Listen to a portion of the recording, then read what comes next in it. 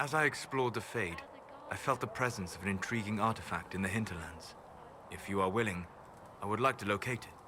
I have marked its location as best I could determine. I'd like to know more about you, Solas. Why? You're an apostate, yet you risked your freedom to help the Inquisition. Not the wisest course of action when framed that way. I appreciate the work you're doing, Solas. I just wanted to know more about you. I'm sorry. With so much fear in the air. What would you know of me? What made you start studying the Fade? I grew up in a village to the north. There was little to interest a young man, especially one gifted with magic. But as I slept, spirits of the Fade showed me glimpses of wonders I had never imagined. I treasured my dreams. Being awake, out of the Fade, became troublesome. Did spirits try to tempt you?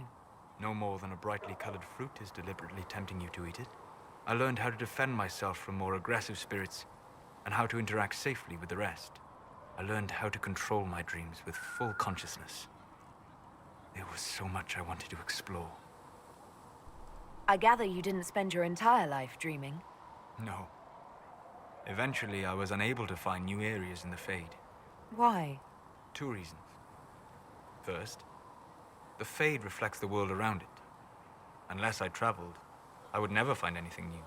Second, the Fade reflects and is limited by our imaginations. To find interesting areas, one must be interesting. Is this why you joined the Inquisition? I joined the Inquisition because we were all in terrible danger. If our enemies destroyed the world, I would have nowhere to lay my head while dreaming of the Fade. I wish you luck. Thank you. In truth, I've enjoyed experiencing more of life to find more of the Fade. How so? You train to flick a dagger or an arrow to its target. The grace with which you move is a pleasing side benefit.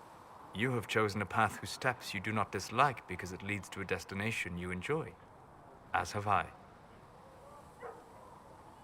You said you'd traveled to many different places. This world, or its memory, is reflected in the Fade. Dream in ancient ruins, and you may see a city lost to history. Some of my fondest memories were found in crumbling cities, long picked dry by treasure seekers. The best of the battlefields. Spirits press so tightly on the veil that you can slip across with but a thought. Any place in particular? I dreamt at Ostagar. I witnessed the brutality of the Darkspawn and the valor of the Ferelden warriors. I saw Alistair and the hero Ferelden light the signaled fire, and Logain's infamous betrayal of Kaelin's forces. I've heard the stories. It would be interesting to hear what it was really like. That's just it. In the Fade, I see reflections created by spirits who react to the emotions of the warriors. One moment, I see heroic wardens lighting the fire and a power-mad villain sneering as he lets King Kaelin fall. The next, I see an army overwhelmed and a veteran commander refusing to let more soldiers die in a lost cause. And you can't tell which is real? It is the Fade. They are all real. Have you always traveled and studied alone? Not at all. I have built many lasting friendships. Spirits of wisdom, possessed of ancient knowledge, happy to share what they had seen. Spirits of purpose helped me search. Even wisps, curious and playful, would point out treasures I might have missed. I don't know of any spirits by those names. They rarely seek this world. When they do, their natures do not often survive exposure to the people they encounter. Wisdom and purpose are too easily twisted to pride and desire. You're saying that you became friends with Pride and Desire demons? They were not demons for me. Meaning? The Fade reflects the minds of the living. If you expect a spirit of wisdom to be a pride demon, it will adapt. And if your mind is free of corrupting influences, if you understand the nature of the spirit, they can be fast friends. You trust these spirits not to possess you the first time you accidentally make a wish? Do you trust your friends not to turn on you? Well, yes, but they're people. Ah, of course. You know what I mean.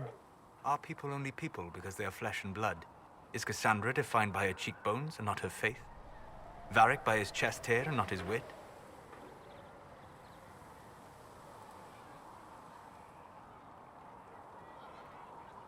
I hadn't thought about it that way. But I see your point.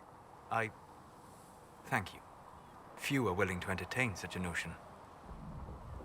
We'll talk later. Goodbye.